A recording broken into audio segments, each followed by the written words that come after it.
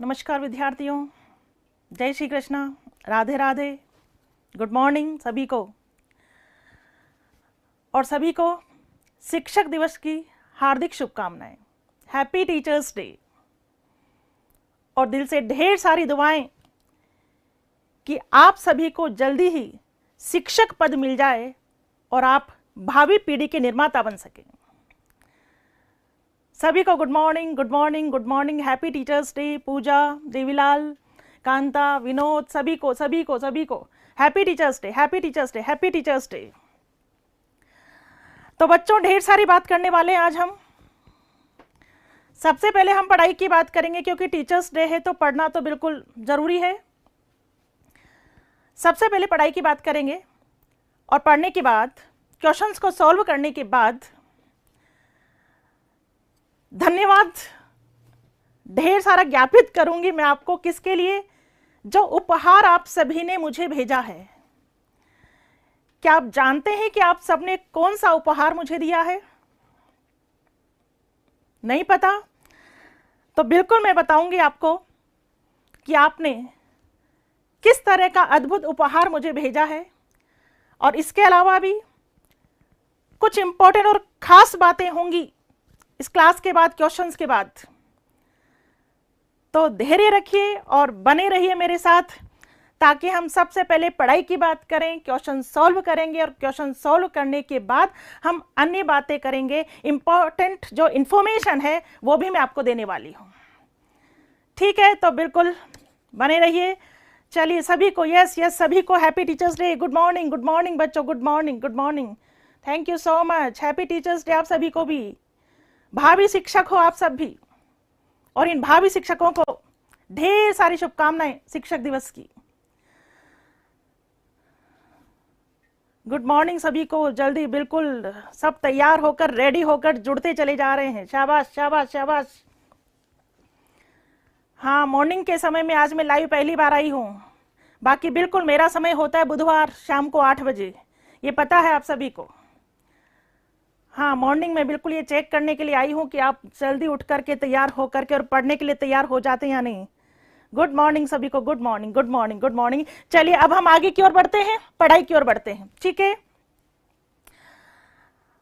पढ़ाई की ओर बढ़ने से पहले सिंपल 2 बात आपसे कहना चाहूंगी कि निश्चिंत रहिए। और अब बिल्कुल आसान नजर आ रहे हैं कि शिक्षक भर्ती भी जल्दी निकलने वाली है। अपनी तैयारी को बरकरार रखिए है, और इतनी अच्छी तैयारी करिए कि बिल्कुल एक बार में आपका सिलेक्शन हो जाना चाहिए। इस उद्देश्य के साथ पढ़ाई में जुट जाइए आप, पूरी ताकत के साथ पढ़ाई में जुट जाइए आप। अब समय वेस्ट मत करिए, क्योंकि बिल्कुल सारी नौकरियों की राह खुल चुकी है और स्टार्ट हो गया है नौकरी मिलने का वे। और जल्दी ही आपके सामने खबर आ जाएगी कि रीट की वैकेंसी भी बिल्कुल आने वाली है। तो अपनी पढ़ाई को बरकरार रखें, जारी रखें, कंटिन्यू रखें। अब आलस का समय नहीं है, पढ़ने का समय है। ठीक है, आज की क्लास के बाद मेरी नेक्स्ट क्लास बुधवार को 8 बजे होगी, क्योंकि अब हम सारे इंपॉर्टेंट क्वेश्चंस को सॉल्व करते चले जाएंगे, ताकि और भी इंपॉर्टेंट बातें मैं आपको बता सकूं। चलिए क्वेश्चन सॉल्व करेंगे हम।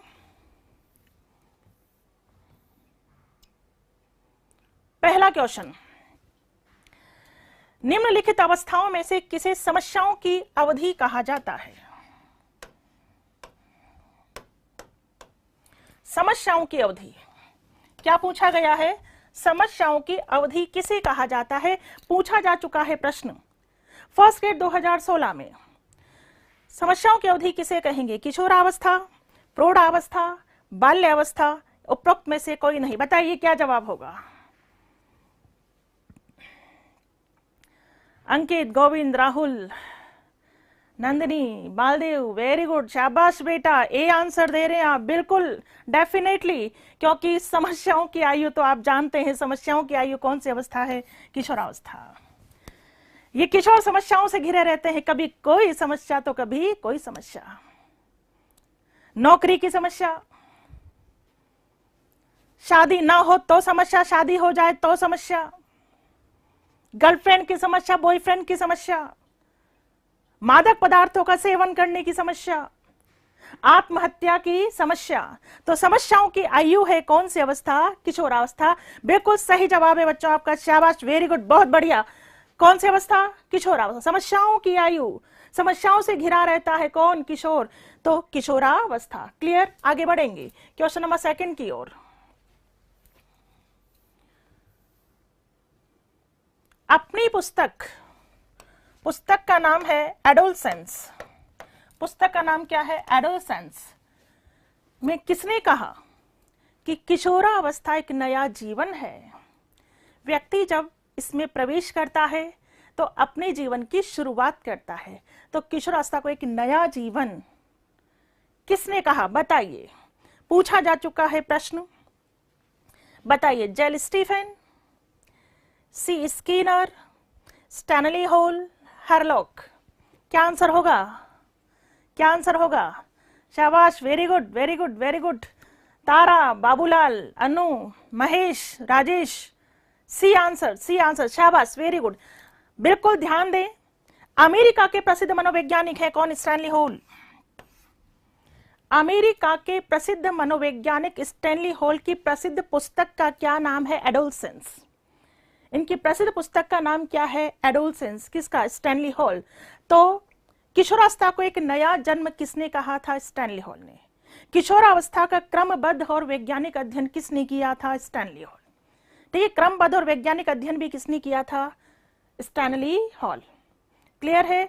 और आपको पता होना चाहिए, आप बार बार एक प्रश्न पूछते हैं, बाल मनोविज्ञान के जनक कौन है?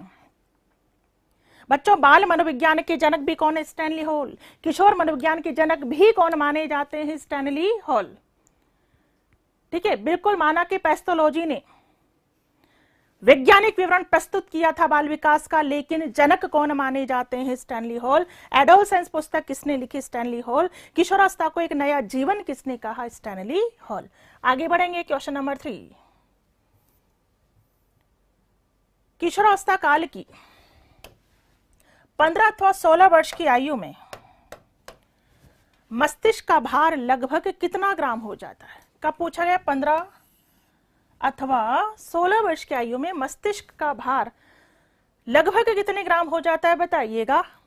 ऑप्शन नंबर ए है 800 से 1000 ग्राम, बी है 1000 से 1100 ग्राम, सी है 1200 से 1400 ग्राम और डी है 2500 से 1700 ग्राम, 2500 से 2700 ग्राम।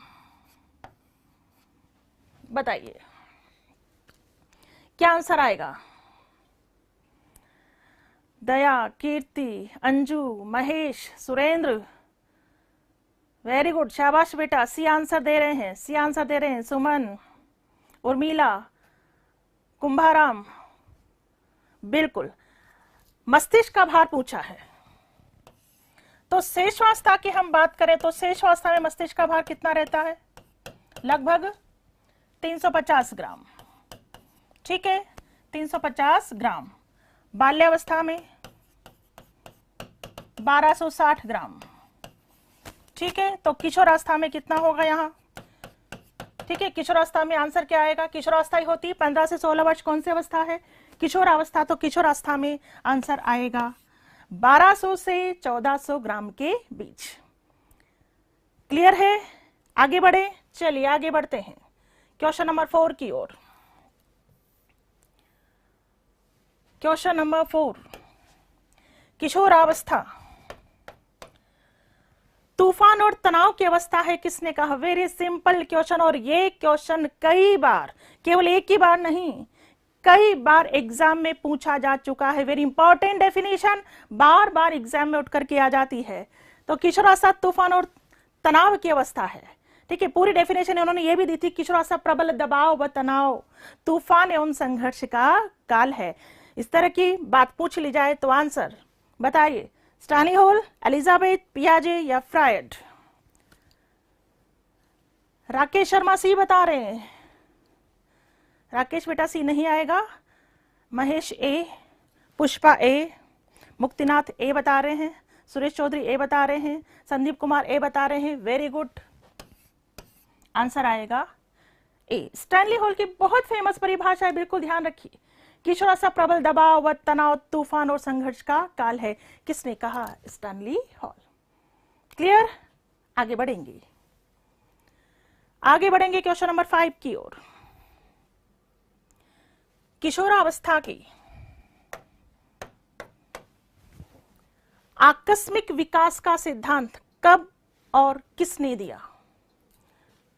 ठीक है, किशोरावस्था के आकस्मिक विकास का सिद्धांत कब और किसने दिया? कब और किसने दिया आकस्मिक विकास का सिद्धांत? बताइएगा। 1904 में हॉलिंगबर्थ, 1902 में हॉल ने, 1904 में स्टैनली हॉल ने, 1904 में थॉर्नडाइक ने। क्या आंसर आएगा?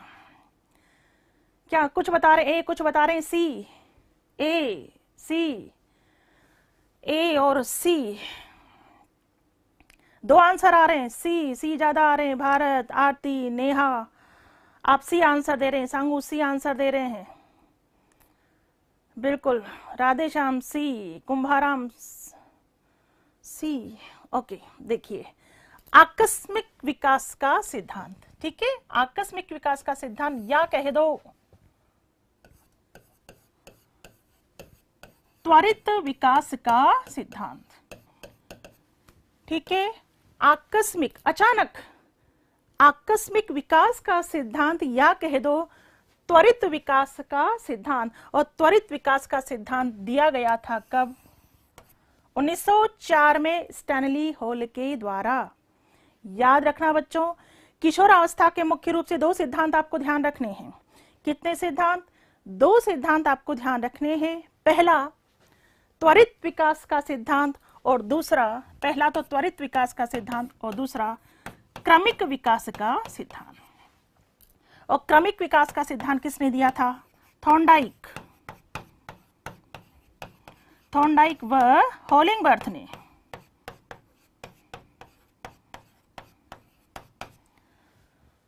ठीक है, किशोरावस्था के दो सिद्धांत आपको ध्यान रखने हैं।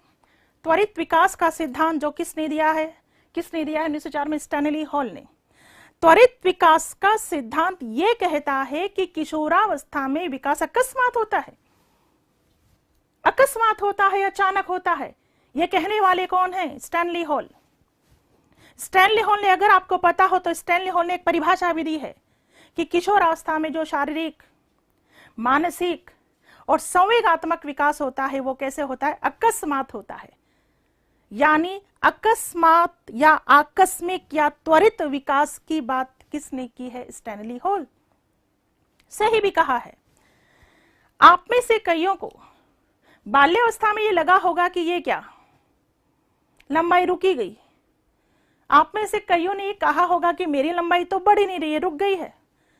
लेकिन जैसे किशोरावस्था आती लंबाई बढ़ती है, तो आप में से कई बच्चों ने ये कहा होगा कि पता है मेरी लंबाई तो रुक गई थी, इन्हीं 1-2 सालों में एकदम से बढ़ी है। हाँ, ऐसा होता है। किशोरावस्था में लगता है कि अचानक से विकास हुआ है, अचानक से लंबाई बढ़ी है। और ऐसा ही कहना है किसका? स्टैनली हॉल का। तो स्टैनली हॉल ने कौन सा सिद्धांत दिया? त्वरित का सिद्धांत। इस सिद्धांत आया कौन सा सिद्धांत? क्रमिक विकास का सिद्धांत। और क्रमिक विकास का सिद्धांत यह कहता है कि किशोरावस्था में विकास अकस्मात न होकर धीरे है, क्रमानुसार होता है। ठीक है, क्रमिक विकास का सिद्धांत जो किसने दिया है? थॉर्नडाइक व हॉलिंगबर्थ ने। सिंपली ध्यान रखिएगा। ठीक, आगे बढ़ेंगे हम क्वेश्चन नंबर 6 की ओर। देखिए, किशोरावस्था के संदर्भ में सर्वोच्च जोड़ा कौन सा है? सर्वोच्च जोड़ा, सबसे अच्छा जोड़ा, सर्वोच्च जोड़ा कौन सा है? ए में है जीवन दर्शन, समाज सेवा की भावना, सुसमायोजन। बी है समूह को महत्व, दोहराने की प्रवृत्ति, विद्रोह की भावना। सी है तार्किक चिंतन, अमूर्त चिंतन, निर्णय शक्ति। डी है आदर्शवादी, स्व सम्मान, नकल द्वारा सीखना। बताइएगा सर्वोच्च जोड़ा कौन सा है? अरविंद ए आंसर दे रहे हैं, राम कुमार सी आंसर दे रहे हैं, प्रेम सिंह सी, कविता सी, कीर्ति बी। हाँ रश्मि, हैप्पी टीचर्स डे बेटा। हनुमान, ढेर सारा आशीर्वाद आपको, आंसर दीजिए। Happy teachers day. Anita, happy teachers day. हाँ कविता सी, मनीष सी, बिल्कुल। अब देखिएगा इधर, सर्वोच्च जोड़ा हमें ढूंढना है। क्लियर? कौन से अवस्था का? किशोरावस्था का। पहले क्वेश्चन को बहुत अच्छे से हमें समझ लेना चाहिए, क्वेश्चन क्या पूछ रहा है। हमेशा बच्चों ध्यान रखो, क्वेश्चन को पढ़ते समय कभी भी जल्दबाजी ना करें। एक बार पढ़ने से काम नहीं चलता, कितना भी छोटा क्वेश्चन हो कम से भी कम 2 बार जरूर पढ़ें क्वेश्चंस को, क्योंकि कई बार होता है कि पूरा पढ़ने के बावजूद भी कुछ शब्द हमसे छूट जाते हैं जो हम नहीं पढ़ पाते हैं, या कुछ का कुछ अर्थ समझ में आ जाता है। क्वेश्चन पर सबसे अच्छे फोकस करें अच्छे से। तो किशोरावस्था के संदर्भ में सर्वोच्च जोड़ा पूछा गया है। किशोरावस्था के संदर्भ में तो देखिए, जीवन दर्शन किशोरावस्था में होता है, बिल्कुल होता है। समाज सेवा की भावना बिल्कुल पाई जाती है, ठीक है। जीवन दर्शन भी किशोरावस्था में होता है, समाज सेवा की भावना भी पाई जाती। सुसमायोजन ये नहीं पाया जाता, किशोरावस्था में सुसमायोजन नहीं पाया जाता, समायोजन का तो अभाव होता है। कौन सी अवस्था में? किशोरावस्था। बी पर चलते हैं। समूह को महत्व सही है। दोहराने की प्रवृत्ति ये गलत है। दोहराने की प्रवृत्ति शिशुअवस्था, छोटा सा शिशु रिपीट कर करके, दोहरा करके पूरी भाषा सीख जाता है। दोहराने की प्रवृत्ति तो शिशुअवस्था में पाई जाती है, किशोरावस्था में नहीं। विद्रोह की भावना ये सही है, लेकिन यहां ये सही नहीं है, ठीक है। तार्किक चिंतन बिल्कुल पाया जाता है। तार्किक चिंतन की अवस्था किशोरावस्था। किशोरावस्था में किशोर मूर्त के साथ साथ चिंतन करने योग्य भी हो जाता है। तार्किक चिंतन कौन सी अवस्था? किशोरावस्था। अमूर्त चिंतन बिल्कुल डेफिनेटली, अमूर्त चिंतन कौन सी अवस्था में? किशोरावस्था। निर्णय शक्ति या निर्णय क्षमता का विकास हो जाता है, कौन सी अवस्था में? किशोरावस्था। इधर देखिए, पहले आदर्शवादी सही मान सकते हैं, स्वसम्मान बिल्कुल सही हो सकता है। नकल द्वारा सीखना गलत। नकल द्वारा सीखना या अनुकरण द्वारा सीखना शिशुअवस्था। तो यहां सही जोड़ा कौन सा मिल रहा है? नंबर सी, ठीक है। आंसर आएगा नंबर सी। क्लियर है? क्लियर? चलिए आगे बढ़ते हैं।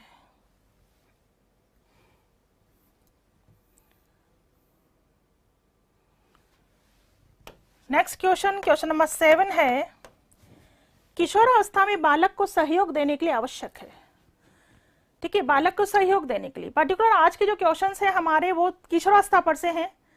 तूफान और संघर्ष की अवस्था जिसे कहा गया है, तो किशोरावस्था पर से क्वेश्चंस हैं। तो बिल्कुल देखिए, बालक को सहयोग देने के लिए क्या आवश्यक है? ऑप्शन नंबर ए है अभिप्रेरणा, बी है गलती निकालना, सी है आलोचना करना, और डी है नकारात्मक व्यवहार करना। बताइए आंसर क्या आएगा? राजेश, सुमन, आरती, प्रमोद, संजय। हाँ बेटा संजय, क्या समझ में नहीं आया? वापस से देखना, समझ में आ जाएगा, बिल्कुल सिंपल चर्चा है। गिरिराज ए आंसर बता रहे हैं आप सभी। प्रमोद, ढेर सारा आशीर्वाद बेटा। बिल्कुल, अब देखिए सीधी सी बात है, गलती निकालना, आलोचना करना, नकारात्मक व्यवहार करना, ये सब नेगेटिव वे हैं, नेगेटिव तरीके हैं। अरे इससे अच्छा आंसर क्या हो सकता है? अभिप्रेरणा, मोटिवेशन। जबरदस्त शब्द है अभिप्रेरणा, मोटिवेशन। अधिगम का सर्वोत्तम सोपान है, अधिगम का सर्वश्रेष्ठ राजमार्ग है क्या? अभिप्रेरणा। तो किशोरावस्था में बालक को सहयोग देने के लिए हम उसे मोटिवेट करें कि बेटा उठो, मेहनत करो, तैयारी करो, तुम ऐसा कर सकते हो, आगे बढ़ सकते हो, मंजिल को प्राप्त कर सकते हो। बच्चे को हमेशा क्या करें? मोटिवेट करें। मोटिवेशन में जबरदस्त ताकत होती है। सभी बच्चों को कभी ना कभी तो मोटिवेशन की आवश्यकता होती है, क्योंकि बच्चे इस जीवन की धूम छाव से कई बार टूट कर बिखर जाते हैं, थक जाते हैं, निराश हो जाते हैं, हताश हो जाते हैं। लेकिन बच्चों नहीं, हताशा जीवन का नाम नहीं है, संघर्ष जीवन का नाम है। उठ खड़े हो, तैयारी में पूरी तरह से जुट जाओ, मंजिल तो मिलेगी आज नहीं तो कल। तो बिल्कुल सबसे बेस्ट जो तरीका होता है वो क्या होता है? मोटिवेशन, अभिप्रेरणा। क्लियर? आगे चले। यस, सभी को हैप्पी टीचर्स डे। आगे चलते हैं बेटा।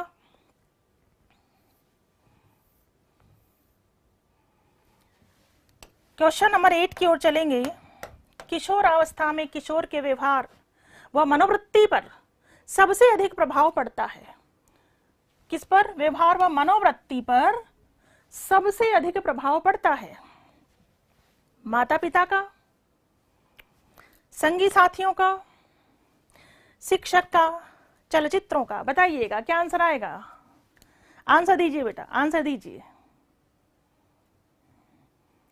B, B, A, B, very good.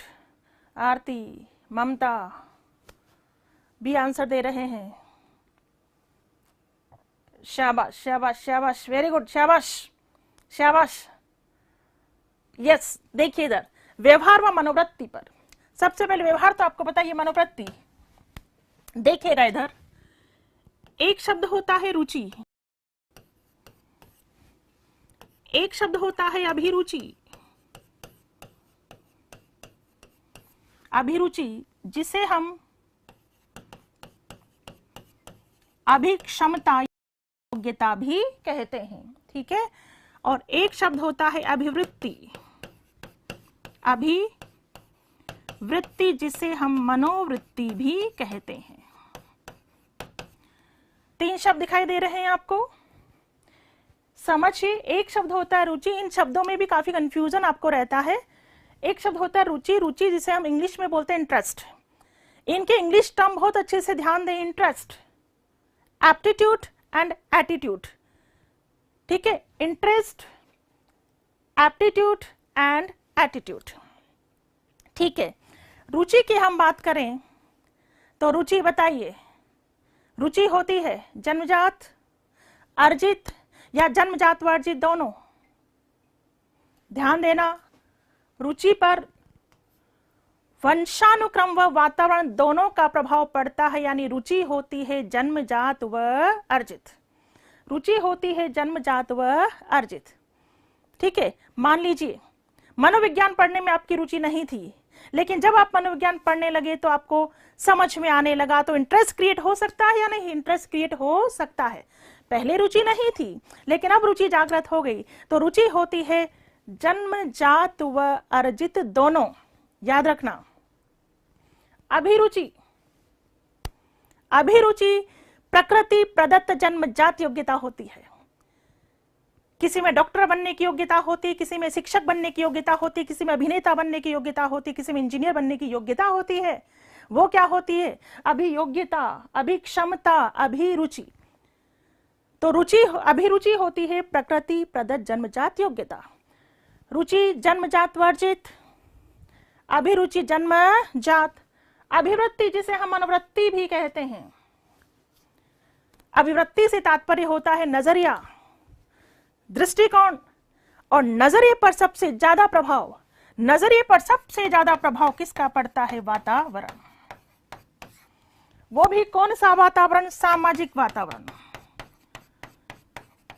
कौन से वातावरण का? सामाजिक वातावरण का सबसे ज्यादा प्रभाव पड़ता है हमारी मनोवृत्ति पर, अभिवृत्ति पर, नजरिए पर। ये ध्यान रखिएगा।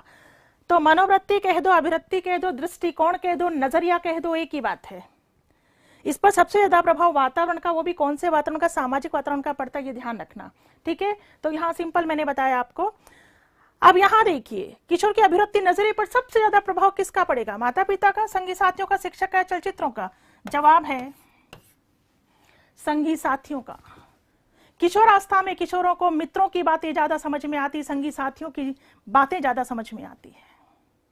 कई बार किशोरावस्था में किशोरों को माता पिता की बातें समझ में नहीं आती, दुश्मन लगते हैं माता पिता। तो उन्हें लगता है कि माता पिता तो उनकी राह का रोड़ा बन रहे हैं। ज्यादा बातें किसकी समझ में आती? संगी साथियों की।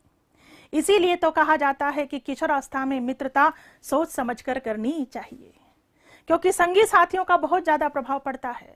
और याद रखें जीवन में बच्चों, मित्रता बिल्कुल सोच समझ कर करें, क्योंकि अच्छी मित्रता ही आपको आगे ले जा सकती है, प्रगति की राह दिखा सकती है। क्योंकि किशोरावस्था में किशोर जैसे ही थोड़ा परेशान होता है, दौड़कर कहां जाता है? संगी साथियों के पास। बहुत ज्यादा प्रभाव पड़ता है। किशोरावस्था में किशोर मित्र संस्कृति को अपनाते हैं। किसको अपनाते हैं? मित्र संस्कृति को अपनाते हैं। मित्र संस्कृति यानी मित्र के जैसा बनना चाहते हैं। मित्र के कपड़े पसंद आ गए तो वैसे कपड़े, हेयर स्टाइल वैसी पसंद आ गई तो वैसी हेयर स्टाइल, मित्र संस्कृति को अपनाते हैं। तो बिल्कुल ध्यान रखिएगा, मनोवृत्ति पर प्रभाव किसका पड़ता है? संगी साथियों का। कौन सी अवस्था में? किशोरावस्था। क्लियर? आगे चलेंगे हम क्वेश्चन नंबर 9 की ओर। क्वेश्चन नंबर 9 देखिएगा, निम्न में से कौन सी किशोरावस्था की विशेषता नहीं है? किशोरावस्था की विशेषता नहीं है पूछा है। क्या पूछा है? नहीं है। ए है खोखली मित्रता, बी है विद्रोह की भावना, सी है रुचियों में परिवर्तन, डी है समूह को महत्व। बताइएगा क्या आंसर आएगा? यस, जल्दी से आंसर दें, जल्दी आंसर दें। खोखली मित्रता, विद्रोह की भावना, रुचियों में परिवर्तन, समूह को महत्व। ए, बी, सी या डी?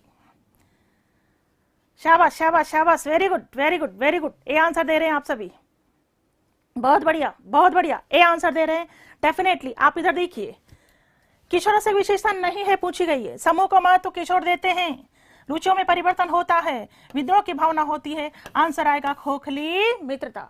अब मित्रता की मैं बात करूं, किसकी बात करूं? मित्रता।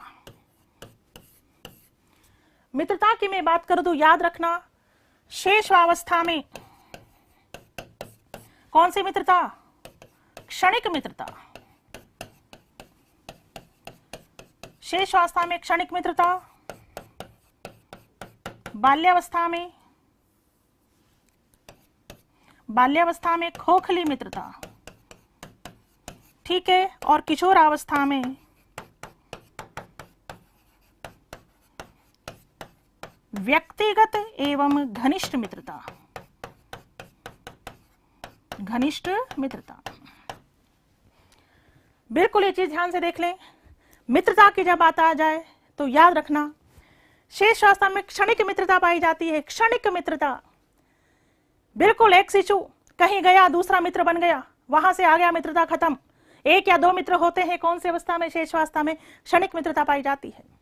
बाल्यावस्था में खोखली मित्रता। बाल्यावस्था याद करो, अपनी बाल्यावस्था को याद कीजिए, अपनी बाल्यावस्था को। जब बाल्यावस्था में आप स्कूल गए तो बहुत सारे बच्चे दिखाई दिए होंगे, मजा आ गया होगा, कह रहे वाह यहां तो खूब सारे मित्र बनेंगे।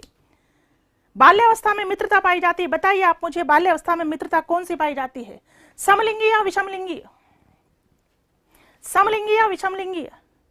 याद रखना, बाल्यावस्था में समलिंगी मित्रता पाई जाती है। समलिंगी, ठीक है। मित्र बनाते हैं बालक समलिंगी, समूह बनाते हैं समलिंगी। लड़कों का ग्रुप अलग, लड़कियों का ग्रुप अलग। कौन सी अवस्था में? बाल्यावस्था में। तो बालक गैंग बनाता है, समूह बनाता है, उस दल की उसकी इच्छा क्या होती है? इस दल का नेता मैं बनूं। खोखली मित्रता होती, खोखली का मतलब होता है किसी भी कट्टा हो जाना, किसी भी अब्बा हो जाना। याद करो, किया होगा आपने ऐसा। अगर किसी मित्र ने गड़बड़ कर दी तो कट्टा, निकल जा हमारे पाले से, वो अच्छा हो गया अब्बा, तू आजा हमारे पाले में। ये खोखली मित्रता होती है। लेकिन हकीकत में मित्रता होती क्या है? मित्रता के मायने क्या होते हैं? एक मित्र दूसरे मित्र के लिए जान तक दे सकता है, इसी भावना का विकास किशोरावस्था। किशोरावस्था में व्यक्तिगत और घनिष्ठ मित्रता पाई जाती है। तो मित्रता वाली बात ध्यान रखना, शेषावस्था क्षणिक मित्रता, बाल्यावस्था खोखली मित्रता, किशोरावस्था व्यक्तिगत और घनिष्ठ मित्रता। क्लियर? तो यहां क्वेश्चन था हमारा कि किशोरावस्था की विशेषता नहीं है। कौन सी विशेषता नहीं है? खोखली मित्रता, क्योंकि ये विशेषता कौन सी अवस्था की है? बाल्यावस्था। क्लियर? आगे चले, चलिए नेक्स्ट क्वेश्चन, क्वेश्चन नंबर 10 की ओर चलेंगे। क्वेश्चन नंबर 10,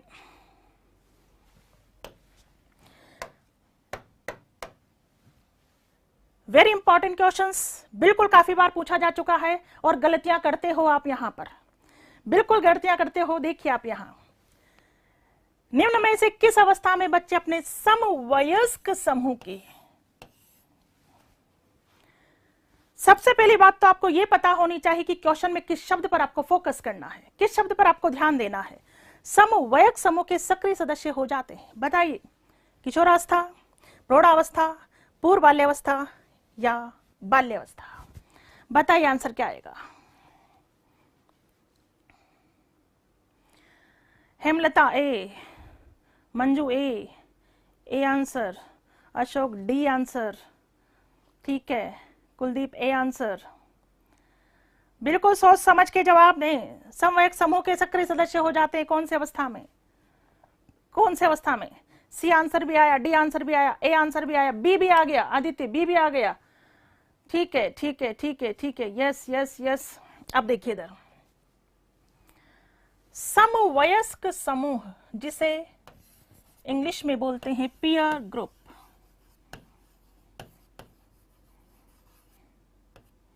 पीयर ग्रुप शब्द पे ध्यान देना, सम और वयस्क।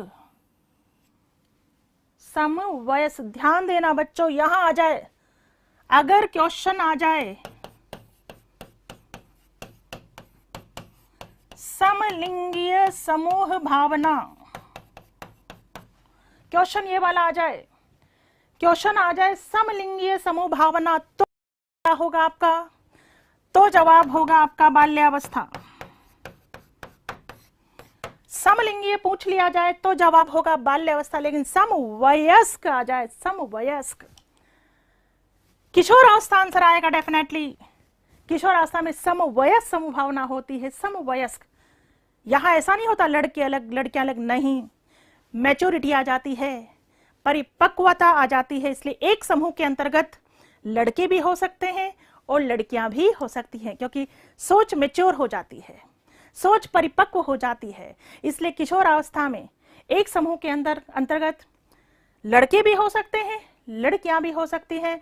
बिल्कुल ध्यान देना, समवयस्क समूह भावना किशोरावस्था, समलिंगीय समूह भावना आ जाए, समलिंगीय आ जाए बाल्यावस्था, समवयस्क आ जाए किशोरावस्था। क्लियर? आगे चलेंगे क्वेश्चन नंबर 11 की ओर। बिल्कुल वेरी सिंपल क्वेश्चन है, फटाक से आंसर दीजिए। मानव मनुष्यों में विकास की सबसे तीव्र गति होती है, सबसे तीव्र गति कौन सी अवस्था में होती है? बाल्यावस्था में, किशोरावस्था में, शैशवावस्था में या प्रौढ़ावस्था में? बताइएगा क्या आंसर आएगा। विकास की सबसे तीव्र गति, सबसे तीव्र गति कौन सी अवस्था में? C B C B C B, A भी आंसर आया है, मंजू ने ए आंसर दिया है, बाकी सी आंसर दे रहे हैं, हरीश ने बी आंसर दिया है। ठीक है भाई, सी बी सी बी, कुछ बी आंसर दे रहे हैं, कुछ सी आंसर दे रहे हैं, कुछ ए आंसर दे रहे हैं। चलिए अब देखिए इधर, सबसे तीव्र, मैंने इस तरह का क्वेश्चन पहले भी आपको सॉल्व करवाया था, पहले भी आपको सॉल्व कराया था, वापस सुन लो किस तरह से। देखिए मुख्य रूप से जो अवस्थाएं हैं वो हमारी, एक तो शैशवावस्था है, एक बाल्यावस्था है और एक किशोरावस्था है। क्लियर? जब हम मोटे रूप से बात करते हैं तो हम बात करते हैं कि शैशवावस्था में विकास कैसे होता है? तीव्र गति से, बाल्यावस्था में धीमापन और किशोरावस्था में तीव्र गति से। इस तरह से हम पढ़ते हैं। दो अवस्थाओं में तीव्र गति से विकास होता है, नो डाउट, शैशवावस्था और किशोरावस्था। लेकिन एक आंसर देना हो, एक को चुनना हो, एक को चुनना हो तो बताओ, शैशवावस्था को चुनोगे या किशोरावस्था को चुनोगे? बात समझ में आ रही है? दो आंसर आपके सामने क्लियर है कि शैशवावस्था में भी तीव्र गति से होता है, बाल्यावस्था में धीमापन आ जाता है और फिर किशोरावस्था में तीव्र गति से होता है। लेकिन एक आंसर देना हो तो बताओ किसको चुनोगे, शैशवावस्था को चुनोगे या किशोरावस्था को चुनोगे? शैशवावस्था को चुनोगे या किशोरावस्था को चुनोगे? बी या सी? क्या आंसर आएगा? वही कुछ बोल रहे हैं बी, कुछ है बोल रहे हैं सी, कुछ बोल रहे हैं बी। इस कॉन्सेप्ट को अच्छे से क्लियर कर लें आप। द्रुत एवं तीव्र विकास की अवस्था किसे कहा गया है? बताइए। द्रुत एवं तीव्र विकास की अवस्था किसे कहा गया है बच्चों? द्रुत और तीव्र विकास की अवस्था कहा गया है कौन सी अवस्था को? किशोरावस्था को। याद रखना, एक आंसर पूछा जाए शेषावस्था को नहीं चुनेंगे, कौन सी अवस्था को चुनेंगे? किशोरावस्था को। बुद्धि का भी अधिकतम विकास कौन सी अवस्था में होता है? किशोरावस्था। बुद्धि का सर्वाधिक विकास कौन सी अवस्था में होता है? किशोरावस्था। पूर्ण विकास बुद्धि का हो जाता है कौन सी अवस्था? किशोरावस्था। तीव्र गति की बात आए, बिल्कुल शेषावस्था में भी तीव्र होता है, किशोरावस्था में भी तीव्र, लेकिन एक आंसर चुनना पड़े तो किसको चुनोगे? किशोरावस्था। क्लियर? आगे चलेंगे क्वेश्चन नंबर 12 की ओर।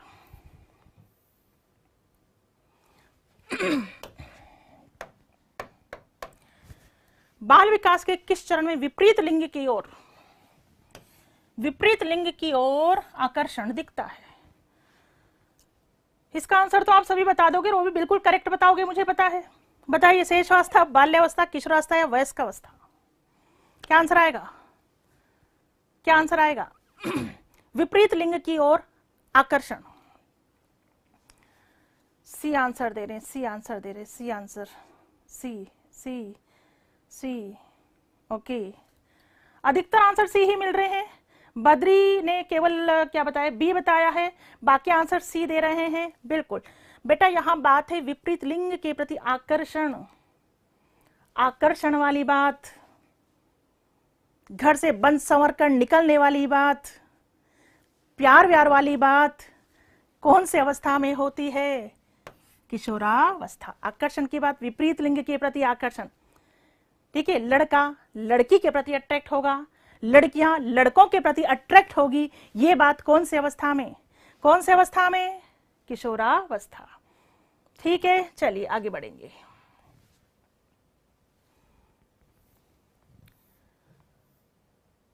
निम्न में से किसका विकास किशोरावस्था में नहीं होता? किशोरावस्था में नहीं होता, बताइए। ए है अहम केंद्रितता, बी है अभिरुचियां, सी है तर्क शक्ति, डी है प्रेक्षण की योग्यता। बताइए क्या आंसर आएगा? किशोरावस्था में विकास नहीं होता। आंसर दीजिए। संजय बी आंसर दे रहे हैं। ठीक है, Vinod, Manju, Narendra, okay, answer answer आते चले जा रहे हैं, आंसर आते चले जा रहे हैं। बी भी आ रहा है, ए भी आ रहा है, सी भी आ रहा है, सारे आंसर आते चले जा रहे हैं। भाई क्या आंसर आएगा? एग्जैक्ट आंसर क्या आएगा बताइए। देखिए, सिंपल क्वेश्चन है, किसका विकास किशोरावस्था में नहीं होता है? ठीक है, इसमें काफी कंफ्यूजन है आपको, कुछ डी, कुछ सी, कुछ ए, कुछ बी, मतलब चारों आंसर कोई ना कोई दे रहा है। अब देखिए यहां आंसर सही क्या होगा? नहीं होता। अहम केंद्रितता, अभिरुचियां, तर्क शक्ति, प्रेक्षण की योग्यता। अब देखिए यहां नीचे से चलते हैं। प्रेक्षण की योग्यता ना, प्रेक्षण का मतलब होता है किसी भी चीज को गहराई से देखना। जैसे कोई चित्रकार किसी चित्र को इतनी गहराई से देखता है कि वो वैसा का वैसा चित्र बनाने में सफल हो जाता है, ये प्रेक्षण। प्रेक्षण की योग्यता तो होती है कौन सी अवस्था में? किशोरावस्था में। तर्क शक्ति बिल्कुल पाई जाती है कौन सी अवस्था में? किशोरावस्था में। अभिरुचियां बिल्कुल किशोरावस्था। आंसर आएगा अहम केंद्रित। अहम केंद्रित जिसे इंग्लिश में बोलेंगे ईगो सेंट्रिज्म। अहम केंद्रित कह दो, आत्म केंद्रित कह दो, स्व केंद्रित कह दो। जीन पियाजे ने बिल्कुल अहम केंद्रित अवस्था, स्व केंद्रित अवस्था किसको कहा है? 2 से 7 को। किसको कहा है? 2 से 7 वर्ष की अवस्था को जीन पियाजे ने आत्म केंद्रित कहा है। ठीक है, स्व केंद्रित कहा है। ईगोसेंट्रिज्म क्वेश्चन भी पूछा गया था अभी रीट में। बिल्कुल, तो अहम केंद्रित अवस्था 2 से 7 होती है, तो कौन सी अवस्था किशोरावस्था की नहीं है? नंबर 1 आएगा, आंसर नंबर 1 आएगा, अहम केंद्रितता। क्लियर? आगे बढ़ेंगे क्वेश्चन नंबर 14 की ओर।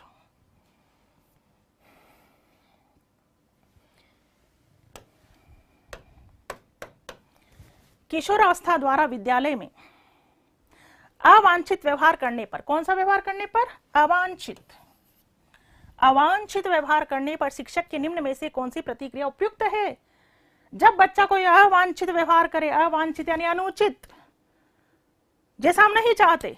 अगर कोई बच्चा अनुचित व्यवहार करे तो शिक्षक की क्या प्रतिक्रिया होनी चाहिए? देखिए, उसी समय टोका जाना चाहिए, उसके साथियों के सामने सजा देनी चाहिए, अवांछित व्यवहार के मूल कारण को हटाना चाहिए, उसके अभिभावकों को तुरंत बुलाना चाहिए। क्या आंसर आएगा? ए, बी, सी या डी? आंसर दीजिए। रेनू, मोनू, हरिओम सी आंसर दे रहे हैं। कविता सी, बिल्कुल। Krishna C answer. Sohan C, Kavita C, क्या बात है, शाबाश, वेरी गुड। देखिए, अवांछित यानी अनुचित व्यवहार करता है, उसी समय उसे टोका जाना चाहिए। टोका जाना चाहिए नहीं भाई, या तो हम सिंपल बोले कि उसे नेगेटिव रीइंफोर्समेंट दें, नकारात्मक पुनर्बलन दें, सारी चीजें बहुत थोड़ा सा नेगेटिव सा जवाब है। उसके साथियों के सामने सजा देनी चाहिए, कतई नहीं, कभी नहीं, भूल कर भी ऐसा ना करें। अभिभावकों को तुरंत बुलाना चाहिए। क्यों भाई, आपसे नहीं समझते क्या बच्चे? जो आप तुरंत किसको बुलाओगे? अभिभावकों को बुलाओगे। गलत आंसर आएगा कारण को। कारण याद रखो बच्चों, ऐसा क्वेश्चन बिल्कुल बन सकता है, आपके मनोविज्ञान में भी बन सकता है, आपकी शिक्षण विधियों में भी बन सकता है। ढेरों क्वेश्चन बनते हैं इस तरह के। आपने दो शब्द सुने होंगे, एक होता है निदान, ठीक है, एक शब्द होता है उपचार। वेरी इंपॉर्टेंट वर्ड्स, निदान और उपचार, दो शब्द बिल्कुल इंपॉर्टेंट। मैंने कहा ना, इनसे रिलेटेड क्वेश्चन शिक्षण विधियों में भी बन सकता है, मनोविज्ञान में भी बन सकता है। निदान और उपचार याद रखना। कारण को जानना, कारण को जानना क्या कहलाता है? निदान, ठीक है। और कारण को दूर करना क्या कहलाता है? उपचार। ये अगर बालक कुछ अवांछित व्यवहार कर रहा है, गलत व्यवहार कर रहा है, तो पहले जानने की कोशिश करें कि क्यों ये बच्चा ऐसा कर रहा है। एक बच्चा रोजाना दूसरे बच्चों का टिफिन चुरा कर खा जाता है, एक बच्चा रोजाना कक्षा में देरी से आता है, डायरेक्ट पीटना शुरू ना करें उसे। कारण जानने की कोशिश करें कि अगर ये बच्चा ऐसा कर रहा है तो आखिर क्यों? कोई तो कारण होगा, कोई तो कारण होगा। कारण को जानना निदान कहलाता है। कारण को जानने की कोशिश करें। हो सकता है जैसे एक बालक डेली दूसरे बच्चों का टिफिन चुरा कर खा रहा है, कारण जानो, कारण क्या है। हो सकता है डेली माँ उसके टिफिन में ब्रेड भेज देती हो, इसलिए वो अपना टिफिन ना खोलता हो सकता है माँ टिफिन ही नहीं भेजती हो, उसे भूख लगती हो इसलिए चुरा कर खाता है। कोई तो कारण होगा। कारण को जानना क्या कहलाता है? निदान। फिर उस कारण को क्या करें? दूर। कारण को दूर करना कहलाता है उपचार। याद रखें, बच्चा कोई भी व्यवहार करता है, अवांछित व्यवहार, तो शिक्षक को सजा नहीं देनी चाहिए, पहले कारण को जानना चाहिए, फिर उसे दूर करना चाहिए, अर्थात निदान व उपचार करना चाहिए। क्या करना चाहिए? निदान व उपचार। कारण को जानना निदान, कारण को दूर करना क्या कहलाता है? उपचार। क्लियर है? आगे बढ़ेंगे क्वेश्चन नंबर 15 की ओर। किशोर के मानसिक स्वास्थ्य को पोषण के लिए निम्न कारकों में से कौन सा कारक नहीं है? नहीं है पूछा गया है भाई। मानसिक स्वास्थ्य को पोषित करने का कौन सा कारक नहीं है? परिवार का शांतिपूर्ण वातावरण, पारिवारिक संघर्ष, शिक्षक का सहानुभूतिपूर्ण व्यवहार, निर्देशन कार्यक्रम। बताइएगा क्या आंसर आएगा? क्या आंसर आएगा? आंसर दें। ए, बी, सी या डी? यस, बी आंसर आ रहा है। B B B B. शाबाश शाबाश शाबाश, बिल्कुल आपकी मानसिक क्षमता का जबरदस्त विकास होता चला जा रहा है, इसमें कोई डाउट नहीं है बच्चों। बिल्कुल दो तरीके आंसर देने के, 3 यहां पॉजिटिव है और एक ही नेगेटिव आंसर है। एक ही नेगेटिव आंसर है। पूछा गया है कौन सा कारक नहीं है? मानसिक स्वास्थ्य को पोषित करना है, मानसिक स्वास्थ्य, बच्चे के मानसिक स्वास्थ्य को स्वस्थ बनाना है। तो देखिएगा इधर, मानसिक स्वास्थ्य के लिए परिवार का शांतिपूर्ण वातावरण बिल्कुल होना चाहिए।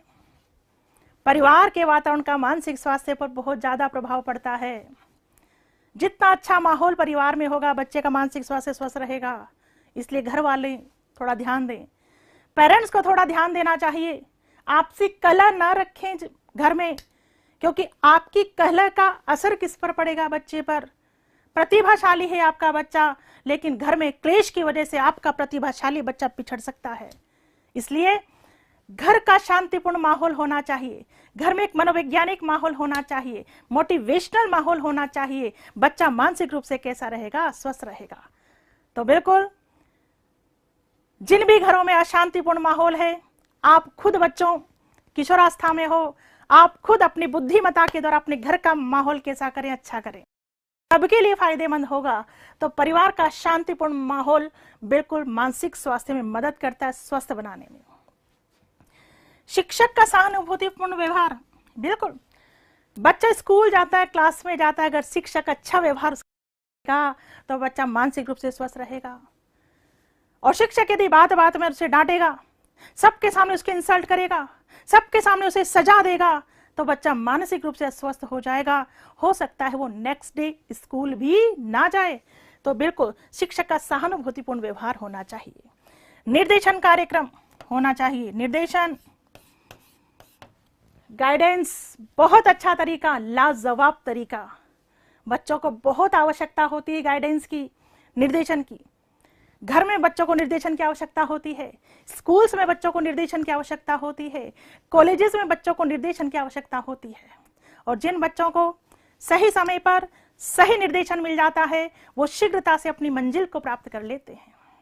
बिल्कुल आप में से कई बच्चे कहते होंगे कि काश हमें भी सही समय पर सही गाइडेंस मिल जाती तो अभी तक हम मंजिल को प्राप्त कर चुके होते, लेकिन हमें गाइड करने वाला कोई भी नहीं था, निर्देशन देने वाला कोई भी नहीं था।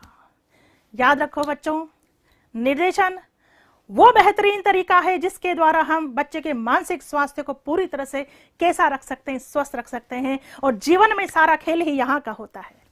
जितना स्वस्थ ये होगा उतनी ऊंचाइयां प्राप्त कर पाओगे, मुकाम प्राप्त कर पाओगे, मंजिल प्राप्त कर पाओगे। और अगर यही अस्वस्थ है, भूल जाओ कि कुछ कर पाओगे। तो बिल्कुल मानसिक स्वास्थ्य के पोषण में सहायक होता है परिवार का शांतिपूर्ण वातावरण, शिक्षक का सहानुभूतिपूर्ण व्यवहार और निर्देशन कार्यक्रम। क्या सहायक नहीं है? पारिवारिक संघर्ष, लड़ाई झगड़ा, क्लेश का वातावरण रहेगा तो क्या बच्चे का मानसिक स्वास्थ्य स्वस्थ रहेगा? नहीं रहेगा। माहौल होना चाहिए, हेल्दी एनवायरनमेंट सब जगह होना चाहिए, तो हम बहुत अच्छे से तरीके से काम कर सकते हैं। और अगर ये सही नहीं है तो उसका प्रभाव हमारे कार्य पर भी पड़ता है, हमारी जीवन शैली पर भी पड़ता है, हमारे हंसते मुस्कुराने पर भी पड़ता है। तो इस बात का ध्यान रखें। क्लियर? चलिए आगे बढ़ेंगे क्वेश्चन नंबर 16 की ओर। किशोरावस्था की प्रमुख मनोवैज्ञानिक विशेषता क्या है? ठीक है, क्या है? प्रमुख मनोवैज्ञानिक विशेषता पूछी गई है। कौन सी अवस्था की? किशोरावस्था की। विपरीत लिंगीय प्रेम भावना का अभाव, कल्पना शक्ति का अभाव, संवेगात्मक विकास के कारण स्थायित्व और समायोजन का अभाव, सामाजिक सेवा की भावना का अभाव। आंसर दें, क्या आएगा? यस, बालकृष्ण ए बता रहे हैं। Okay, C C A, C answer, C answer, C answer, C ज्यादा आ रहा है आंसर। ठीक है, ठीक है, डी आंसर भी आया। संजू, डी आंसर दिया है आपने। ओके, अपने आप को चेक करें आप, आंसर क्या आएगा इधर देखिएगा। सिंपल है। किशोरावस्था की विशेषता पूछी गई है, विपरीत लिंगीय प्रेम भावना का अभाव। अभाव होता है क्या? यह आंसर तो सही नहीं है। ठीक है, यह आंसर तो सही नहीं है। विपरीत लिंगीय प्रेम भावना का अभाव नहीं भाई, विपरीत लिंग के प्रति तो प्रेम भावना का विकास होता है, आकर्षण होता है। ये जवाब सही नहीं है, ये विशेषता किशोरावस्था की नहीं है। कल्पना शक्ति का अभाव नहीं भाई, कल्पना शक्ति का तो विकास होता है। कौन सी अवस्था में? किशोरावस्था में। ठीक है, तो ये आंसर भी सही नहीं है। सी है संवेगात्मक विकास के कारण स्थायित्व और समायोजन का अभाव। यस, स्थायित्व और समायोजन का अभाव है। कौन सी अवस्था में? किशोर। सामाजिक सेवा की भावना का अभाव? नो, सामाजिक सेवा की भावना का विकास होता है। कौन सी अवस्था में? किशोरावस्था में, तो यहां आंसर आएगा सी कि संवेगात्मक विकास के कारण स्थायित्व और समायोजन का अभाव। आंसर आएगा सी। क्लियर? आगे चलेंगे क्वेश्चन नंबर 17 की ओर। क्वेश्चन नंबर 17, निम्न में से कौन सी अवधि यौवनारंभ, ठीक है, यौवन का आरंभ, यौवनारंभ यानी प्यूबर्टी, एज ऑफ प्यूबर्टी कहलाती है? 0 से 9 वर्ष, 10 से 12 वर्ष, 13 से 16 वर्ष, 17 से 19 वर्ष। बताइए ए, बी, सी या डी, क्या आंसर आएगा? C, C, C, B. Okay, C answer, B answer, C answer, B answer. क्या आंसर आएगा भाई? क्या आंसर आएगा? शाबाश शाबाश शाबाश, वेरी गुड, यस, ठीक है। एज ऑफ प्यूबर्टी पूछा गया है। एज ऑफ प्यूबर्टी क्वेश्चन बिल्कुल पूछा जा चुका है, 2-3 बार पूछा जा चुका है क्वेश्चन। एज ऑफ प्यूबर्टी, ठीक, एज ऑफ प्यूबर्टी किशोरावस्था होती है, पूर्व किशोरावस्था, 2 किशोरावस्था, एक होती है उत्तर किशोरावस्था, ठीक है। पूर्व किशोरावस्था का काल है 13 से 16 और उत्तर किशोरावस्था का काल है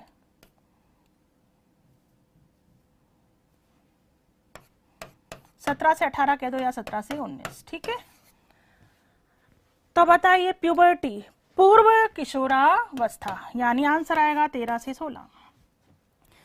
यौवना आरंभ होता है यहाँ, बाल्यावस्था से बच्चा किशोरावस्था में कदम रखता है, और दुखी अवस्था भी यही है, समस्याओं की आयु भी यही है। 13 से 16 में चूंकि मैच्योरिटी नहीं आती, इसलिए किशोर माता पिता को भी बहुत परेशान करता है। खुद तो दुखी रहता ही है, दूसरों को भी दुखी करता है, घर से भाग जाने की धमकी देता है, आत्महत्या की धमकी देता है। कौन से अवस्था में? 13 से 16। एज ऑफ प्यूबर्टी भी किसे कहा गया है? 13 से 16 को। क्लियर? आगे बढ़ेंगे क्वेश्चन नंबर 18 की ओर। कौन सी किशोरावस्था की विशेषता नहीं है? विशेषता नहीं है पूछा गया है भाई, विशेषता नहीं है, बताइए। विरोधी मानसिक दशाएं, वीर पूजा, बहिर्मुखी व्यक्तित्व का विकास, दिवा स्वप्न की बहुलता। क्या आंसर आएगा? ए, बी, सी या डी? आंसर दीजिए, क्या आंसर आएगा? सी बता रहे हैं, दालचंद सी बता रहे हैं, गोपी सी बता रहे हैं, ए आंसर भी आ रहा है, बी आंसर भी आया, C answer, A answer, A answer. Confusion है यहां आपको?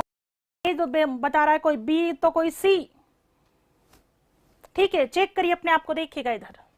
कौन सी विशेषता नहीं है पूछा गया है? नहीं है। विरोधी मानसिक दशाएं, बिल्कुल, क्या तो करें और क्या नहीं करें, या ये करें या फिर ये करें, विरोधी मानसिक दशाएं होती हैं। वीर पूजा की भावना, बिल्कुल ये विशेषता को अपना आदर्श मान लेना। कौन सी अवस्था में? किशोरावस्था में।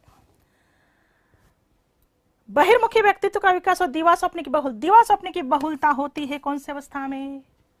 किशोरावस्था में। आंसर आएगा सी, बहिर्मुखी व्यक्तित्व का विकास। इसे समझिए,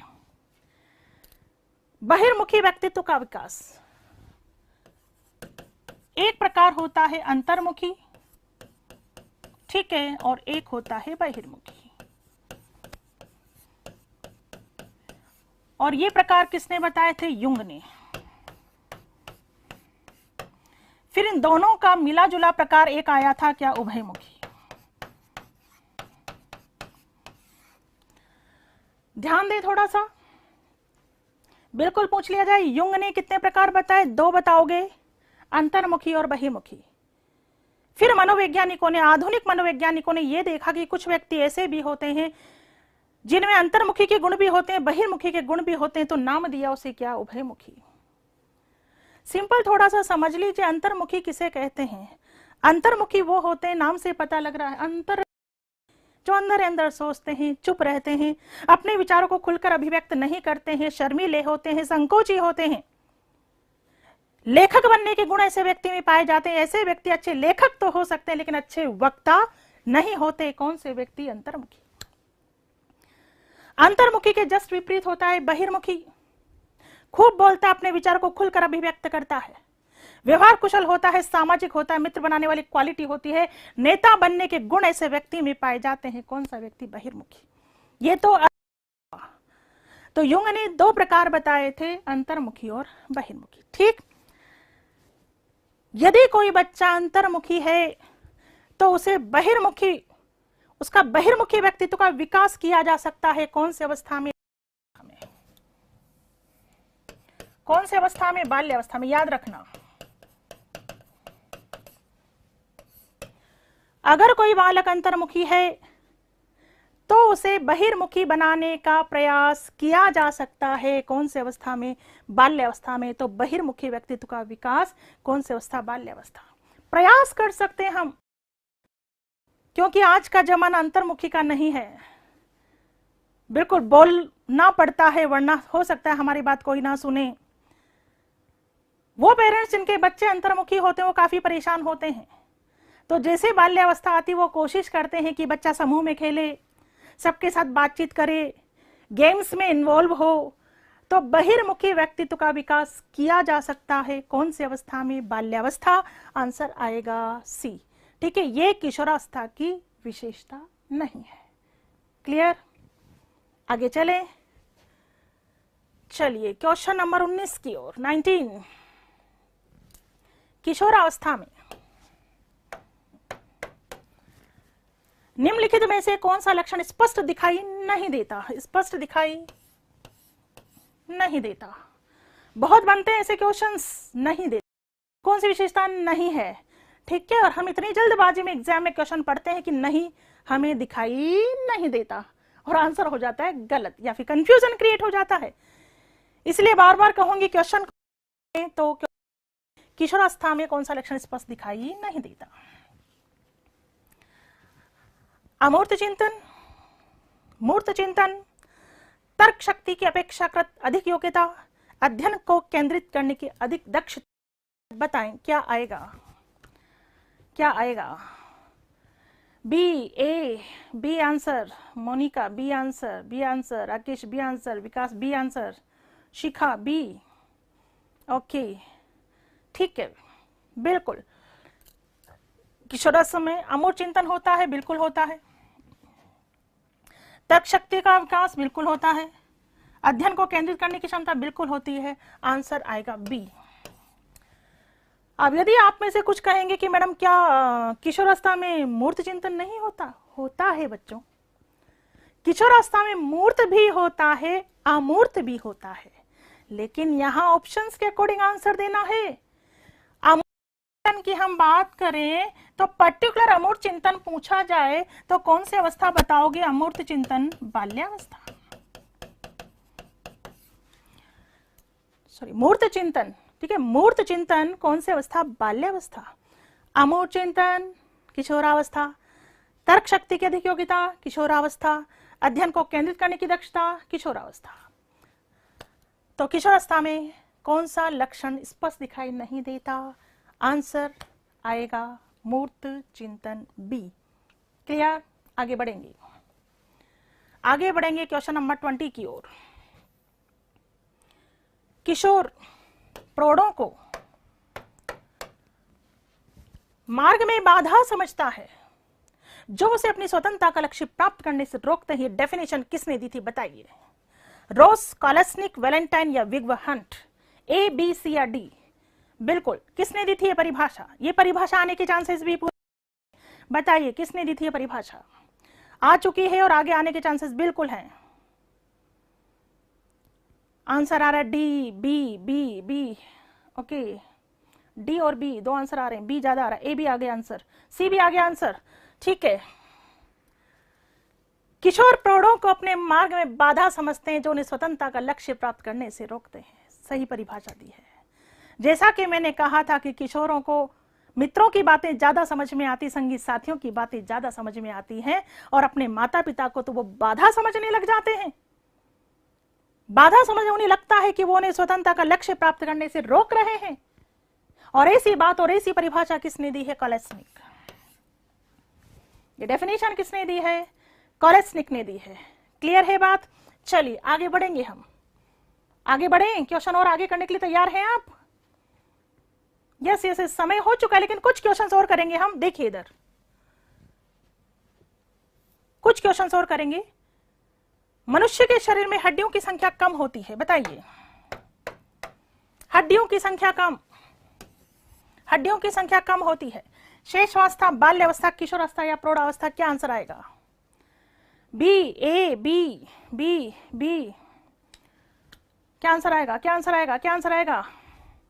यस यस यस बेटा, इसका क्वेश्चन का आंसर बताइए। यस यस, मैं आगे क्वेश्चन सोल्व करवा रही हूं। आंसर दीजिए, क्वेश्चन का आंसर दीजिए। बी, सी, ए, बी। हड्डियों की संख्या पूछी है।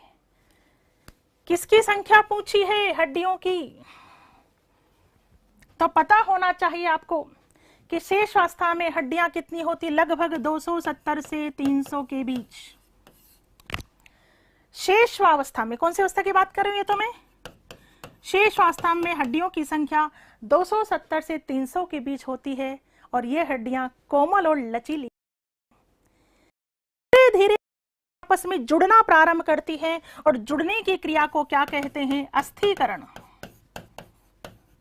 अस्थिकरण या दृढ़ीकरण। ठीक है, शेषावस्था में हड्डियों की संख्या लगभग 270 से 300 के बीच होती है, कोमल और लचीली होती है। फिर ये हड्डियां आपस में जुड़ना प्रारंभ होती हैं और जुड़ने की क्रिया को क्या कहते हैं? अस्थिकरण या दृढ़ीकरण। किशोरावस्था में अस्थिकरण की क्रिया पूर्ण हो जाती है, हड्डियों की संख्या रह जाती है 206। कौन सी अवस्था में? किशोरावस्था। तो यहां आंसर क्या आएगा? किशोरावस्था। हड्डियों की संख्या मात्र 206 रह जाती, तो क्या पूछा गया? हड्डियों की संख्या कम होती है कौन सी अवस्था में? किशोरावस्था। क्लियर? चलिए आगे बढ़ेंगे। Question number 22। एक दिग्भ्रमित किशोर का पथ प्रदर्शन किया जा सकता है। दिग्भ्रमित यानी दिशा भ्रमित किशोर, उसका पथ प्रदर्शन कैसे करेंगे आप? देखिए, उसके अच्छे व्यवहार की प्रशंसा करके, फटकार लगाकर, उसके दोषों को उजागर करके या लालच देकर? बताइए क्या आंसर आएगा? क्या आंसर आएगा? यस, इस क्वेश्चन का आंसर दीजिए। ए, बी, सी या डी?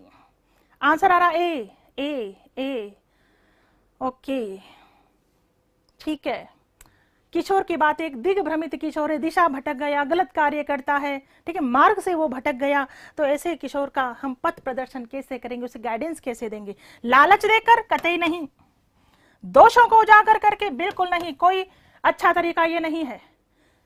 मोस्टली घरों में अपनाया जाता है। बच्चा अगर कुछ गलत काम कर देता है तो बार बार उसे कहा जाता है, किया ना तूने ये गलत काम, अब सुधर जा। कहा था ना तुझे मत कर, किया ना तूने ये गलत काम, सुधर जा। ये सुधारने का तरीका नहीं है। फटकार लगाकर, झिड़क कर नहीं। आंसर आएगा उसके अच्छे व्यवहार की प्रशंसा करके। कोई भी बच्चा हो, कितना भी दिग्भ्रमित हो, कुछ तो अच्छा करेगा। जैसे वो थोड़ा सा भी अच्छा करे, अच्छे कार्य की क्या करो? प्रशंसा। शाबाश बेटा, वेरी गुड, कितना अच्छा कर सकते हो। फिर क्यों तुम गलत काम करते हो? क्यों तुम गलत राह की ओर जाते हो, जबकि तुम बहुत अच्छा कर सकते हो, जीवन में आगे बढ़ सकते हो, एक मुकाम हासिल कर सकते हो। थोड़ा सा भी अच्छा काम करे, तुरंत उस बच्चे की प्रशंसा करे। इसी तरह से हम बच्चों को मोटिवेट कर सकते हैं, सही गाइडेंस दे सकते हैं। डांट कर, चिल्ला कर, झिड़क कर नहीं, ना उसके बार बार दोषों को उजागर करके, बल्कि जब भी अच्छा काम करे तुरंत उसकी क्या करें? प्रशंसा। आंसर आएगा ए। क्लियर? आगे चलेंगे हम।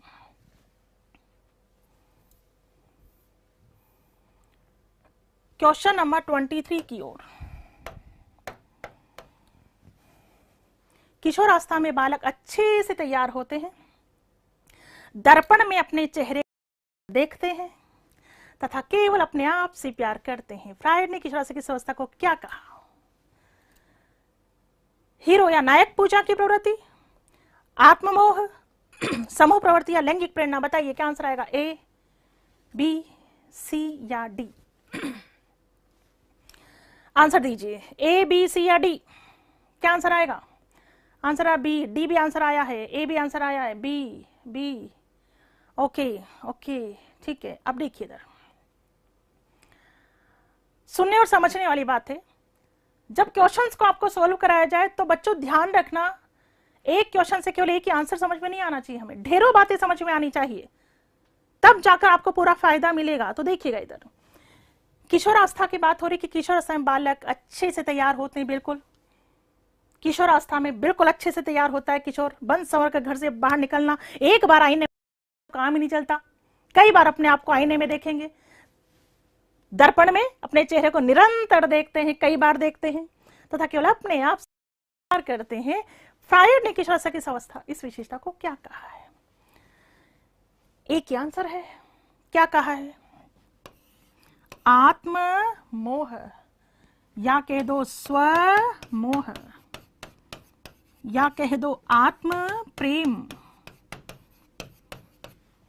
ठीक, अब ध्यान दे, यहां ध्यान दे, यहां अगर क्वेश्चन इस तरह का है तो इस विशेषता को पूछा गया है, तो अपने आप से प्यार,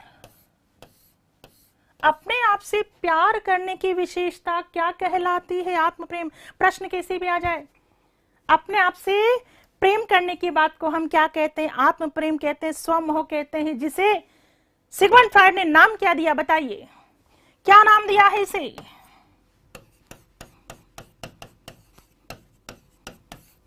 नार्सिसिज्म नाम दिया है, पता हो तो। अब सुनिए, प्रश्न आ जाए, आत्ममोह वाली बात, स्वमोह वाली बात सर्वाधिक कौन सी अवस्था में होती है? सर्वाधिक, सर्वाधिक तो सर्वाधिक ध्यान रखना, शेष अवस्था। बात समझ में आ रही है? यही क्वेश्चन आ जाए, आत्म प्रेम, स्वमोह, आत्म, ठीक है, ये वाली बात या नार्सिसिज्म वाली बात सर्वाधिक क्या पूछा जाए? पूछा जा चुका है। सर्वाधिक कौन सी अवस्था में? कौन सी अवस्था में सर्वाधिक? शेषावस्था। क्लियर? और इस तरह से क्वेश्चन पूछ लिया जाए कि अपने आप से प्रेम करना, नो डाउट कि अपने आप से प्रेम हर अवस्था में होता है, शेषावस्था में भी, बाल्यावस्था में भी, किशोरावस्था में भी। तो अपने आप से प्रेम करने की क्वालिटी को या विशेषता को क्या कहा गया? आत्म प्रेम, स्वप्रेम, नार्सिसिज्म। लेकिन सेकंड क्वेश्चन पूछ लिया जाए कि नार्सिसिज्म वाली बात सर्वाधिक कौन सी अवस्था में? सर्वाधिक होगी कौन सी अवस्था में? शेष अवस्था में। कॉन्सेप्ट क्लियर करें अपने, क्योंकि इनमें बहुत कंफ्यूजन रहता है आपको, ठीक है। और जब यहां मैं आपको क्वेश्चन सॉल्व करवा रही हूं, कोई बात बता रही तो ब्लैंक होकर के सुना करो, पहले का ज्ञान लेकर के मत सुना करो। अगर आप पहले का ज्ञान लेकर के सुनोगे ना कि मैंने मैडम वहां ये सुना था, ये पढ़ा था, तो बच्चों फायदा नहीं होगा आपको। विश्वास करके पढ़ो, विश्वास करके सुनो और ब्लैंक होकर के पढ़ो। 100% ग्रहण कर पाओगे यदि आप 0 समझ करके बैठोगे, 0 समझ होकर के सुनोगे। तो बिल्कुल ध्यान दें, नार्सिसिज्म वाली बात सर्वाधिक होती है कौन सी अवस्था में? शेषावस्था में। और बात कैसे भी पूछ ली जाए कि अपने आप से प्रेम करने वाली विशेषता को क्या कहा जाता है? आत्म प्रेम कहा जाता है। क्लियर? आगे बढ़ेंगे। 24, संवेगात्मक शक्ति का सर्वाधिक प्रभाव किस अवस्था में होता है? किसका? संवेगात्मक शक्ति, इमोशनल एनर्जी, सर्वाधिक प्रभाव किस अवस्था में? किशोरावस्था, बाल्यावस्था, उत्तर बाल्यावस्था, प्रौढ़ावस्था? बताइएगा, ए, बी, सी या डी? किस अवस्था में? बताइए, ए, बी, सी या डी? आंसर दीजिए, आंसर दीजिए। Yes yes yes yes, A answer आ रहा है, A answer, A answer, A answer, A answer. Okay okay, Suman, Priyanka, Manju, Virendra दे रहे हैं आप, ठीक है ठीक है ठीक है। अब देखो, ये मनन आर्या बोल रहे हैं कि मैम नार्सिसिज्म वाली बात बाल्यावस्था में बताई थी। बेटा वीडियो आपके पास है, उसे ध्यान से सुनो, ध्यान से समझो, डायरेक्ट इल्जाम मत लगाया करो बच्चों, आराम से सुनो, आराम से, ठीक है। नार्सिसिज्म सर्वाधिक शेषावस्था में पाया जाता है और अपने आप से प्रेम करने की क्वालिटी को ही क्या कहते हैं? नार्सिसिज्म कहते हैं, ठीक है। अब देखिए इधर, हाँ यहाँ क्वेश्चन है, संवेगात्मक शक्ति का सर्वाधिक प्रभाव किस अवस्था में होता है? संवेगात्मक शक्ति किशोरावस्था, बाल्यावस्था, उत्तर बाल्यावस्था या प्रौढ़ावस्था? तो यहां आंसर आएगा किशोरावस्था। इमोशंस का याद रखना, संवेगात्मक शक्ति का सर्वाधिक प्रभाव पूछ लिया जाए।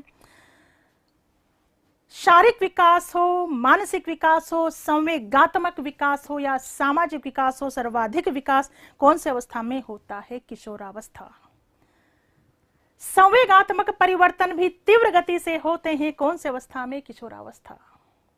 संवेगात्मक परिवर्तन तीव्र गति से, कई बार हंसते हंसते रोना आ जाता है तो कई बार रोते रोते हंसना पड़ता है, ये बात भी कौन सी अवस्था में होती है? किशोरावस्था।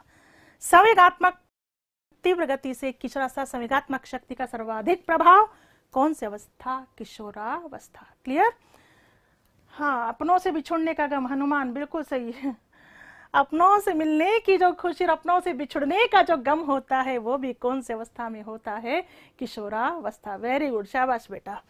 चलिए आगे बढ़ेंगे। Question number 25। किशोरावस्था खुशी रहित समय क्यों कहा जाता है? पहला क्वेश्चन बन जाए, खुशी रहित समय कौन सी अवस्था? किशोरावस्था। खुशी रहित समय कौन सी अवस्था? किशोरावस्था। क्यों कहा जाता है बताइए? किशोरों की आवश्यकता भिन्न होती है इसलिए, शारीरिक परिवर्तन से उन्हें नए अनुभव तथा नई आवश्यकता महसूस होती इसलिए, किशोर महसूस करते हैं कि लोग उन्हें नकार रहे हैं। उपरोक्त सभी, क्या आंसर आएगा? क्या आंसर आएगा बताइए? आंसर क्या आएगा? D D D D D D. Very good, शाबाश, बहुत। आंसर आएगा डी। खुशी रहित अवस्था इसलिए कहा जाता है क्योंकि किशोरों की आवश्यकता भिन्न तरह की होती है जो पूरी तरह से पूरी नहीं हो पाती है। शारीरिक परिवर्तन होते हैं जो उन्हें नए अनुभव तथा नई आवश्यकता महसूस होती है। किशोर महसूस करते हैं कि लोग उन्हें नकार रहे हैं, बिल्कुल, इसीलिए किशोरावस्था को खुशी रहित अवस्था कहा गया है। तो अलग से प्रश्न पूछ लिया जाए, खुशी रहित अवस्था कौन सी अवस्था? किशोरावस्था। क्लियर है? क्वेश्चंस की चर्चा हम यहीं कंप्लीट करते हैं। जाना नहीं है आपको, जाना नहीं है आपको, अभी बिल्कुल मेरे साथ बने रहना है क्योंकि अच्छी खबर बिल्कुल आपको देने वाली हूं मैं। तो यहां तक की चर्चा तो हमारी कंप्लीट हो गई है। और अब पहले भी मैंने आपसे एक प्रॉमिस किया था और प्रॉमिस करके आप सोच रहे होंगे कि मैडम ने प्रॉमिस किया लेकिन पूरा नहीं किया। मैंने आपसे कहा था कि एक तो अपने V2 क्लासेस का ये YouTube चैनल है जिस पर आप ये सारी चीजें देख रहे हैं, और एक मेरा पर्सनल चैनल है डॉक्टर वंदना जादौन ऑफिशियल। ठीक है, डॉक्टर वंदना जादौन ऑफिशियल चैनल है। और उस पर अभी जैसे आप यहां से फ्री होंगे 11 बजे एक वीडियो आने वाला है, उसे जरूर देखिएगा। और वहां आज से वीकली, हर वीक एक एक वीडियो आपको मिलेगा, वहां पर एक एक क्लास आपको मिलेगी। और उस क्लास में कंटेंट प्लस मोटिवेशन दोनों का समावेश होगा। ठीक है, आज तो थोड़ा सा उस वीडियो में आप मेरे बारे में जानेंगे। मैं किसी भी क्लास में अपनी लाइफ का डिस्कशन नहीं करती हूं, ठीक है, बिल्कुल नहीं करती हूं, लेकिन मैंने सोचा कि थोड़ा सा डिस्कशन आपसे किया जाए। संघर्ष का सफर, बिल्कुल संघर्ष का सफर मैं आपके साथ शेयर करने वाली हूं आज 11 बजे डॉक्टर वंदना जादौन ऑफिशियल पर। अभी आज 11 बजे डॉक्टर वंदना जादौन ऑफिशियल पर संघर्ष का सफर, एक संघर्ष के सफर से गुजरती हुई मैं आज यहां आपके बीच हूं। वो थोड़ी सी चर्चा मैंने आपसे की है, उसे आप देखेंगे। और उसके बाद लगभग पूरी कोशिश करूंगी मैं कि सप्ताह में, वीक में कम से कम एक वीडियो तो आपके पास लाया जाए। कहां पर? डॉक्टर वंदना जादौन ऑफिशियल पर, जहां आपको कंटेंट के साथ साथ मोटिवेशन दोनों चीजें मिलेगी। और मेरा मानना है कि आप उसे जरूर देखिएगा। एग्जामिनेशन टाइम में भी आपको जबरदस्त फायदा मिलेगा उन चीजों का। कंटेंट तो मिलेगा ही और कंटेंट के साथ साथ मोटिवेशन भी मिलेगा। रही बात यहां V2 क्लासेस में, तो मैं आती हूं। आज मैं मॉर्निंग में आपके सामने आई, लेकिन मेरा समय बुधवार को है, यहां पर बुधवार को रात 8 बजे। ठीक है, हर बुधवार 8 बजे मैं लाइव आपके सामने आती हूं, यहां वही समय रहेगा। ठीक है, और अब बहुत बड़ा धन्यवाद, बिग थैंक्स आपको देना चाहती हूं जो गिफ्ट आपने मुझे दिया है, जो गिफ्ट आपने मेरे लिए भेजा है। क्या आप जानना चाहेंगे आपने मुझे कौन सा गिफ्ट भेजा है? कौन सा गिफ्ट आपने मुझे दिया है, क्या आप जानना चाहेंगे? मैं अभी बताती हूं आपको कि आपने कौन सा गिफ्ट मुझे दिया है, तो वो थोड़ा सा जान लीजिए। मैं दिखा भी देती हूं आपको वो गिफ्ट। ये गिफ्ट आपने मुझे दिया है, खोल के भी बताऊंगी, मैं आपके सामने खोलूंगी, क्योंकि सबसे पहले इस खुशी को मैं आपके साथ ही शेयर करना चाहती थी, क्योंकि ये गिफ्ट आपके ही द्वारा, ठीक है, आपके ही द्वारा मुझे दिया गया है। अब इसमें क्या है अपन खोलते हैं साथ मिलकर, ठीक है? हाँ, थोड़ा सा बने रहिए, खोलते हैं इसे, देखते हैं कि इसमें है क्या चीज। ओके, हाँ, कुछ निकला इसमें से, क्या निकला अभी हम देखते हैं।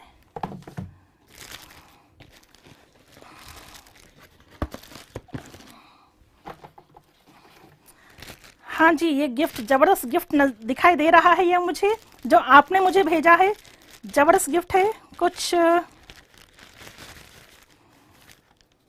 कुछ कार्ड्स हैं, पहले इनको मैं इत्मीनान से बाद में पढ़ूंगी, बताऊंगी आपको कि क्या भेजा है, ठीक है? और उसके बाद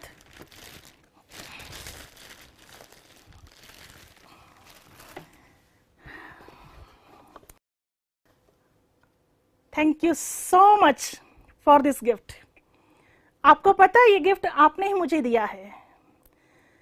आपको पता है कि V2 एप्लीकेशन गुरु पूर्णिमा के दिन प्ले स्टोर पर आई थी, और फिर आपने V2 क्लासेस के YouTube चैनल को इतनी जल्दी फटाफट से सब्सक्राइब किया कि YouTube के द्वारा ये सिल्वर बटन भेजा गया है। ये सिल्वर बटन YouTube ने नहीं भेजा, ये आपने भेजा है, ये आपने मुझे दिया है।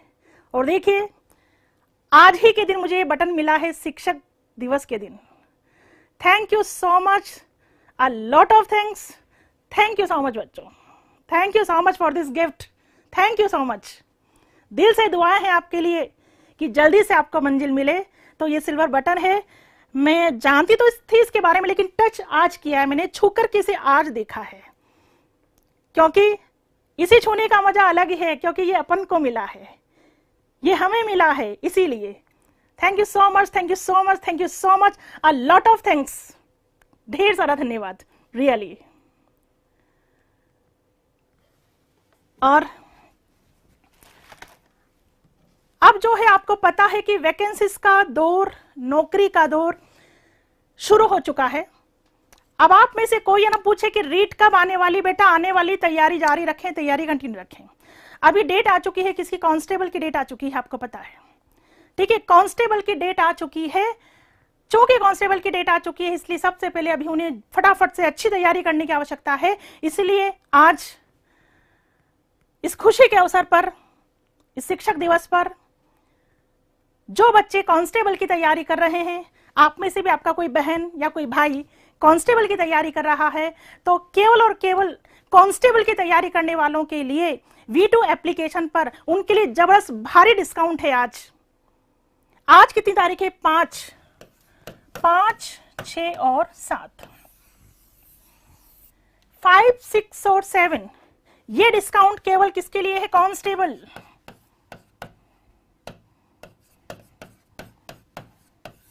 ये डिस्काउंट अभी केवल कांस्टेबल के लिए है, और 50% का डिस्काउंट है। कितने का?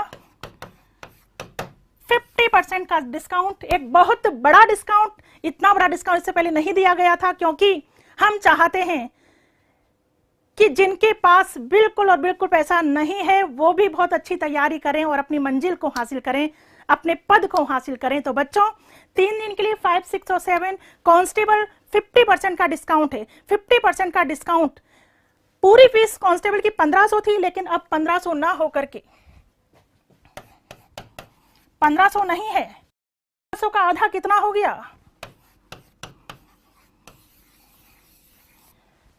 मात्र और मात्र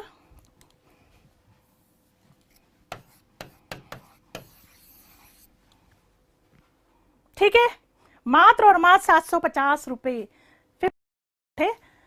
हमारा ध्येय यह है कि आप, और इतनी तो बच्चों गुरु दक्षिणा वैसे भी बनती है, कुछ ना सोचे विचारे, पढ़ाई में जुट जाएं बहुत अच्छे तरीके से, बहुत अच्छे तरीके से पढ़ाई में जुट जाएं, और बाकी बहुत ज़्यादा डिस्काउंट पर ध्यान ना दें बच्चों, क्योंकि मुझे पता है कितने सफ़र तय करके आप भी ऑफलाइन पढ़ने के लिए आते थे, और ऑनलाइन में तो ना के बराबर फीस है। आप केवल अपनी पढ़ाई पे फोकस करें, समझने पर फोकस करें, मंजिल पर फोकस करें, लक्ष्य पर फोकस करें। ठीक है, तो अभी आप 11 बजे डॉक्टर वंदना जादन ऑफिशियल पर जाकर के वीडियो देखेंगे, और मैं वापस यहां आऊंगी बुधवार को रात 8 बजे लाइव आकर के आपसे मिलूंगी। धन्यवाद।